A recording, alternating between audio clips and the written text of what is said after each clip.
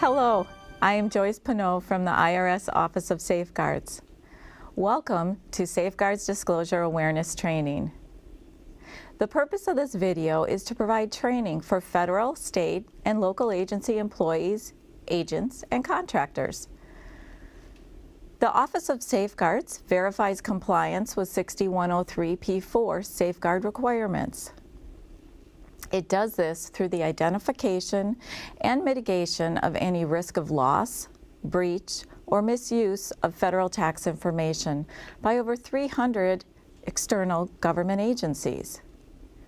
Each year, billions of pieces of FTI are disclosed, as the law allows. The laws that permit disclosure also require its protection.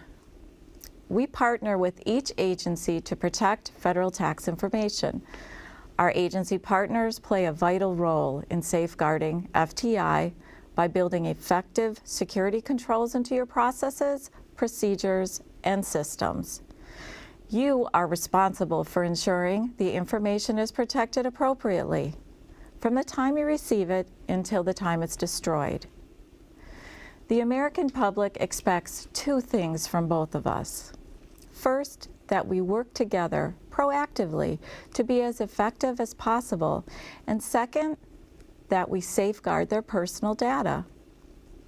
A good security awareness program is by far the most effective and the least expensive part of the overall security program.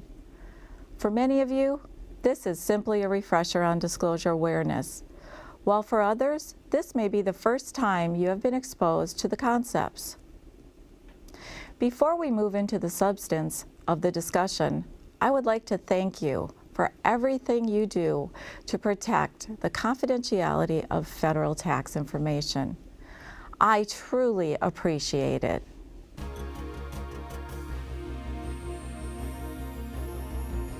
Hello, I'm Kevin Woolfolk, and I'll be the moderator for this discussion. I have extensive experience with the IRS and have worked in many capacities within the Safeguards Office. Joining me as the panel are Sean Finnegan, Chief of Safeguard Review Team 2, Megan Ripley, Lead Computer Security Reviewer, and Joy Bridgers, Program Analyst. Sean, Joy, and I have all served as disclosure enforcement specialists in the Safeguards operation before moving into our current positions. We have all conducted on-site reviews. We're grateful for the opportunity to visit with you today. We'll be discussing several key concepts that are used in protecting federal tax information, or FTI. It's up to us to protect this sensitive information while creating and cultivating confidence in our agencies. So let's get started. We will begin our discussion today with a question we're often asked. Megan, what do we mean by federal tax information, or FTI? Kevin, that's a very good question. FTI consists of two things. One, a tax return, and two, return information. FTI can be either or both. FTI is in any return or return information received from the IRS or a secondary source such as Social Security Administration, Federal Office of Child Support Enforcement, Bureau of Fiscal Services, or the Center of Medicare and Medicaid Services. FTI is also shared under agreements allowed by the statute or regulations. A tax return includes all amendments, supplements, supporting schedules, attachments, or lists filed on paper or electronically along with the return, such as Forms 1040, 941, 1120, and other informational forms such as a Form 1099 or W-2. So now we know what is considered FTI for the return. What is return information? I'd like to answer that, Kevin. Return information in general is any information collected or generated by the IRS regarding any person's liability or possible liability. The Internal Revenue Code defines return information very broadly.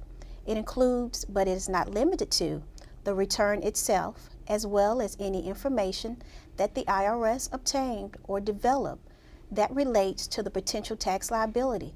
It could be from anywhere. FTI includes the information extracted from a return, including names of dependents, the location of a business, the taxpayer's name, address, and identification number.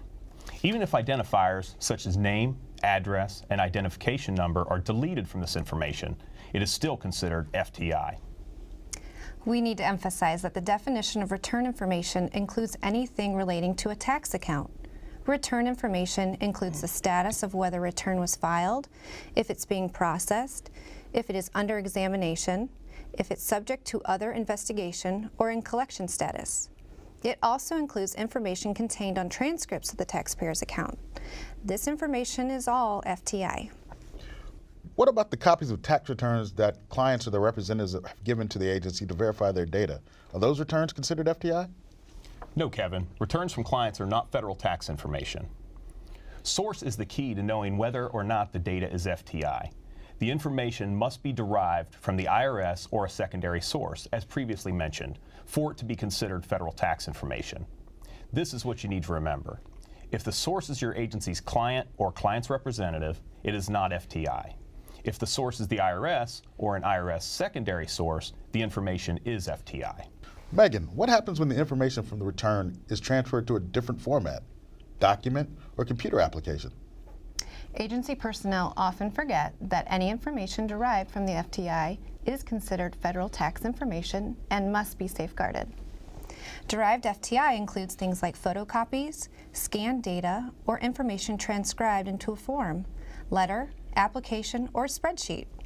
It could be something as basic as a sticky note where information from FTI was jotted down for quick reference. The information on the sticky note then becomes FTI, which requires safeguarding. When there is any doubt, ask yourself, where did the data originate? If the answer is IRS or one of the secondary sources, it is FTI and must be safeguarded. Joy, what requires FTI to be kept confidential? Title 26 of the Internal Revenue Code, Section 6103, gives the IRS the authority to disclose FTI to federal, state, and local agencies. It also dictates that the disclosed FTI must be held confidential. IRS shares billions of tax records each year to increase compliance, enforcement, and service to taxpayers. These records help agencies generate hundreds of millions of dollars in revenue and provide verification for those requesting assistance. With all this information sharing comes great responsibility to protect it. Joy, disclosure is a running theme in the law. Please explain what the term disclosure means. The Internal Revenue Code defines disclosure as making known of return or return information to any person in any manner. We must be mindful that when Congress gave IRS the authority to disclose FTI, it also provided IRS statutory provisions to protect the private information of U.S. citizens. The provisions provide the foundation for safeguarding FTI, which is where agency personnel and the Office of Safeguards enter the picture. The law only allows FTI to be disclosed to those who are authorized and who have a need to know. Thank you, Sean. Megan, could you please tell us about Publication 1075 and why it's important to the agencies who receive federal tax information? Publication 1075, Tax Information Security Guidelines for Federal, State, and Local Agencies, details the security requirements for all agencies that receive, process, store, or transmit FTI. The Publication 1075, for all intents and purposes, is the guiding document for the Office of Safeguards and our agency partners. It provides the information needed to meet the strict requirements for requesting, receiving, safeguarding, and destroying FTI. The requirements within the publication originate from several different sources: Internal Revenue Code, or IRC, Section 6103, IRS Policy and Procedures, and the National Institute of Standards and Technology Special Publication 800-53. NIST requirements are designed for moderate risk systems and are the backbone of information technology confidentiality requirements. Each agency that receives federal tax information must become familiar with Publication 1075 and its requirements. It outlines all the policies and procedures for safeguarding FTI within your agency. Publication 1075 is periodically updated and published electronically. The latest version is always available in the Safeguards section of the IRS's website at irs.gov. Wow, that's really helpful information, Sean. Megan, could you please tell us more about the Safeguards section of the IRS website? Certainly. You can find comprehensive information by going to irs.gov and searching for the Safeguards Program page. Type the word Safeguards Program into the search box. We update the website often, so I encourage you to visit the page frequently for most current information. Our website has a lot of useful features and information you'll need. It includes alerts, technical information, and computer security requirements, which are documented in Safeguards Computer Security Evaluation Matrices. You'll find recommendations on how to comply with Publication 1075 requirements, templates for internal inspections, and guidance on how to complete the forms. Instructions for reporting unauthorized accesses, disclosures, or data breaches are on our site. And a link to this video is on the webpage in case you need to revisit it or share it with new staff members. That's great information. It sounds like that Safeguards website's a one-stop shop for all of the safeguarding information. Now we're going to examine the key tenets of safeguarding. The 8 areas of focus are as follows: record keeping, secure storage, restricting access, employee awareness and internal inspections, reporting, disposal, need and use, and computer security. Let's begin with record keeping. Joy, can you please tell us a little bit about record keeping? Record keeping requires that each agency maintain a system of standardized records or logs for all FTI. Records or logs come into play at the time that the FTI is received, and they must remain active until the FTI is destroyed. The logs may be in paper format or they may be electronic. The recommended data elements for the logs and their retention schedule are listed in Publication 1075. An agency must be able to show the movement of FTI on their logs as it flows through the process. If you provide FTI to the next person in the process, you must log where it went, and the next recipient or the new recipient must log that they received it. Whether the FTI is on a computer system or on a piece of paper, it must be tracked on a log from receipt to disposal. Thanks, Sean. Secure storage is the second of the key tenets. What are the requirements for secure storage of FTI? Secure storage is based on the concept of minimum protection standards, or the 2-barrier rule.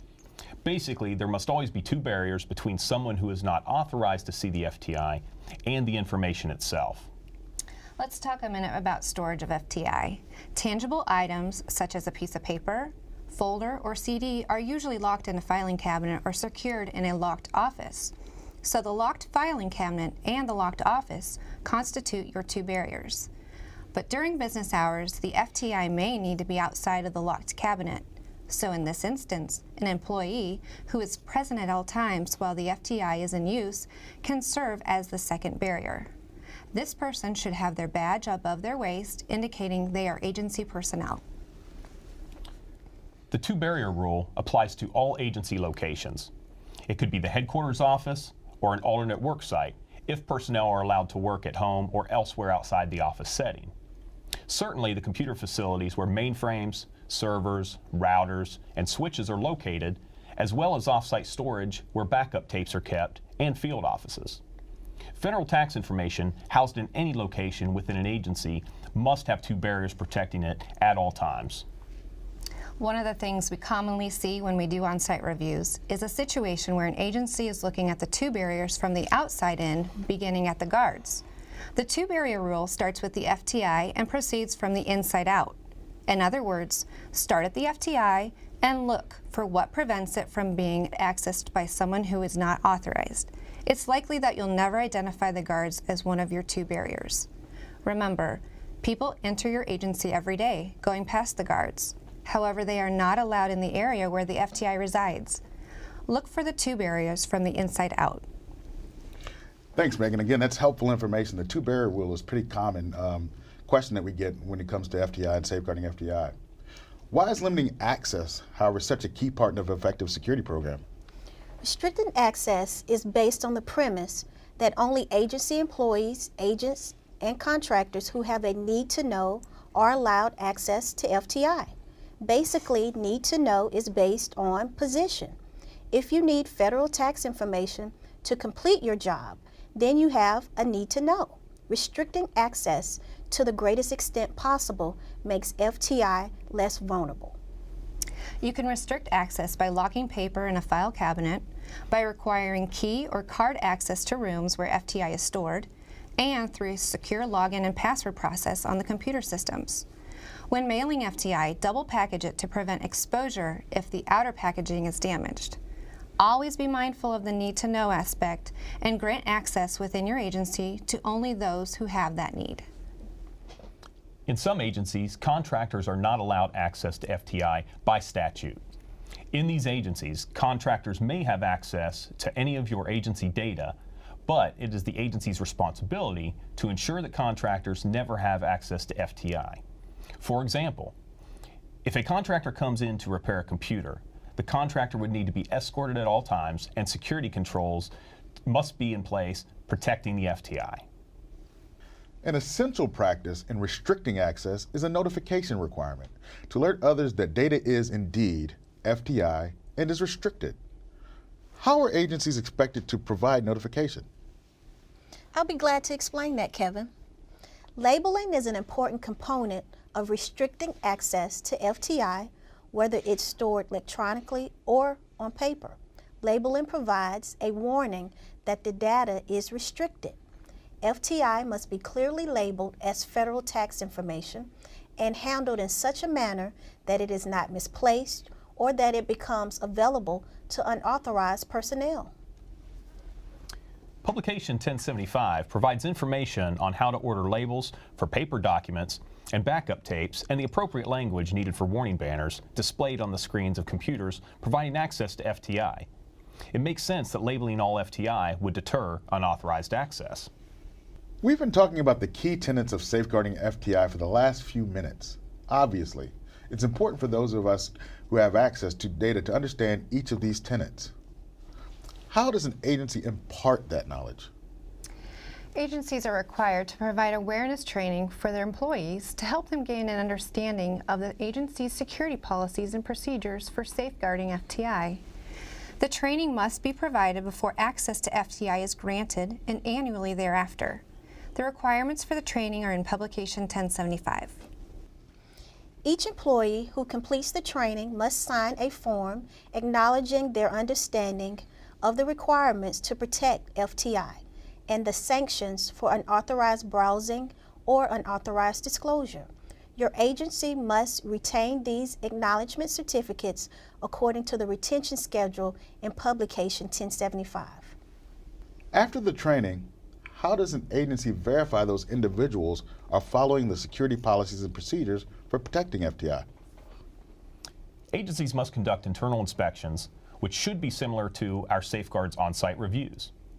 These inspections provide your agency with a way to identify its compliance with Publication 1075 requirements. Inspections must be conducted at all locations where FTI resides. The timeframes for conducting these inspections are listed in Publication 1075. Templates are available on Safeguard's webpage of irs.gov. These templates must be notated and included in the agency's annual Safeguards Security Report. Wow, another acknowledgement of the Safeguards website. How does an agency report its safeguarding efforts to us? Each agency must submit an annual Safeguard Security Report. The SSR describes the procedures established and used for safeguarding. The SSR is certified by the head of your agency, indicating the agency's compliance with safeguarding requirements. Then every 6 months, each agency submits a corrective action plan, which provides a status update on any findings from the on-site review. This documents the corrective actions completed and those planned. The IRS Safeguards Office tracks the status of all findings until they are closed. Advance notification and approvals must be submitted 45 days before your agency secures contracting services or begins specific IT infrastructure changes. As the IT environment changes, so do the requirements for notifications. So be sure and check our website and the current version of the publication 1075 to determine whether the activity your agency is considering requires a notification. We answer technical inquiries that your agency sends via email regarding the processes and procedures for safeguarding FTI. If you discover a possible improper inspection or disclosure of FTI, and this could include a breach or security incident of any kind, the individual making the observation or receiving information must contact TIGTA immediately.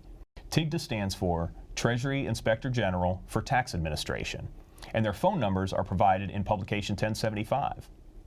The number you call will depend on your geographic location. The contact should be made as soon as possible, but no later than 24 hours after the discovery. At the same time as the notification to TIGTA, your agency must notify the Office of Safeguards by email. Even if all information is not available about the incident, immediate notification is still the most important factor. Review Publication 1075 for details on how to report data incidents. All reports, notifications, technical inquiries, and data incidents must be sent encrypted to safeguardreports@irs.gov or through secure data transfer if your agency has the capability. Current templates and submission procedures are available on our website. We talked earlier about record keeping. From receipt to destruction, are there requirements for destroying FTI? Absolutely. As important as it is to track the FTI received, it is equally important to know when and what FTI has been destroyed. The agency must document the destruction in their annual SSR and provide a sample of the log used to record it. FTI may be disposed of by destroying or returning it to the IRS as outlined in Publication 1075. As FTI is increasingly maintained in electronic systems, destruction requirements are continually changing. Check our website regularly for any alerts and changes to these requirements. Regardless of how the agency is destroying the FTI, the method must make it unreadable or unusable. Another consistent theme seems to be logging, whether electronic or physical. Joy, can agencies use the FTI for any agency purposes once they receive it? No, Kevin, they cannot. The Internal Revenue Code is very direct on how agencies can use it. They are prohibited from using FTI for any purpose other than that authorized by statute. Before the agency receives FTI, the IRS must approve its intended use. Part of the Safeguards on-site review is to verify that the data is being used as approved. Deficiencies in computer security account for 97% of the weaknesses identified during Safeguards on-site reviews. Computer security methods are constantly changing. Megan, can you tell us a bit about computer security and how it applies to safeguarding FTI? The focus of the computer security portion of the on-site review is based on requirements outlined in the National Institute of Standards and Technology, Special Publication 800-53. We review your agency's IT security controls using evaluation matrices and automated testing tools. We also examine written documentation and policies and procedures in your IT environment. To be proactive with safeguarding, your agency can verify their IT systems receiving, processing, storing, or transmitting FTI are compliant with Publication 1075 requirements by using the Safeguards Computer Security Evaluation Matrices found on our website. Logging and auditing are required to effectively capture all access, modification, deletion, and movement of FTI by each unique user. This will identify any external breaches or suspicious activity. Automated testing is performed on various systems during an on-site review. We use an industry-standard compliance and vulnerability assessment tool to evaluate the security of systems that store, process, transmit, or receive FTI. This tool conducts the configuration compliance checks using Center for Internet Security benchmarks supplemented with IRS-specific requirements. The audit files are available on our website. Sean, are there any consequences for the misuse of FTI? Yes, There are 2 criminal penalties associated with either or both unauthorized access or unauthorized disclosures of FTI. This applies to individuals even after they are no longer employed with your agency. There is a lifelong prohibition from disclosing federal tax information. The most severe penalty is for unauthorized disclosure, which means that you are providing FTI to someone that is not entitled to have it. The penalty is 5 years, a $5,000 fine, or both, plus the cost of prosecution. The penalty for unauthorized access is 1 year, $1,000, fine, or both, again with the cost of prosecution. Unauthorized access is reviewing the data when you are not entitled to look at it. You can actually be guilty of both offenses and prosecuted for both unauthorized disclosure and unauthorized access. Let's not forget that taxpayers who are harmed by unauthorized access or unauthorized disclosure may seek civil damages. The taxpayer may receive a minimum of $1,000 for each unauthorized access or disclosure, or actual damages, whichever is greater, plus punitive damages and the cost of the action. It is important to remember that you, not your agency, are liable for these penalties. Wow, son, those are pretty significant penalties. I definitely wouldn't want to follow that. I would like to thank the panel for their discussion on this important subject of protecting federal tax information. Their answers have given us insight to safeguarding. We encourage you to visit our website and review the current revision of Publication 1075. Remember, when you're successful, we're successful. I would like to turn this back to Joyce to close out. We all have a shared responsibility to ensure that federal tax information is disclosed only to those with a need to know, and only used as authorized by statute or regulation. We at the IRS are confident in your diligence, that you adhere to good security protocols, that you are as vigilant as we are about protecting FTI and using it appropriately. As our IRS Disclosure Awareness Training video concludes, I encourage you at all times to ensure that the data you hold is secure and protected. Please remember to follow the security requirements within your agency. Thank you for your time, but most of all, thank you for your efforts to protect the confidentiality of federal tax information.